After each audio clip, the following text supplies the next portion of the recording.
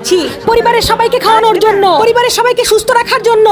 প্রশংসা তো জীবনে করেনি নাই, বদনাম করতে, দোষ ধরতে ছাড় দেন নাই।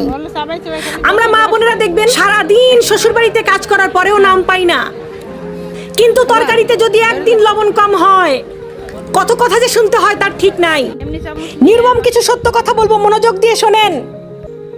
নিজের টাকা দিয়ে যখন রেস্টুরেন্টে খেতে যান, খাবারও খান, টিপসও দেন, আবার বাইরে এসে স্ট্যাটাস মারেন। কয়জন আছেন ফেসবুকে স্ট্যাটাস দিয়েছেন, মা আপনাকে ধন্যবাদ, আজীবন রান্না করে খাইয়েছেন। কয়জন স্বামী আছেন স্ট্যাটাস দিয়েছেন, বউ তোমাকে ধন্যবাদ, অক্লান্ত কষ্ট সহ্য করে তুমি আমাকে রান্না করে খাওয়াইছো। কয়জন আছে? একজনও নাই। রেস্টুরেন্টে টিপস দেওয়ার বেলায় আছেন, থ্যাংক ইউ দেওয়ার বেলায় আছেন।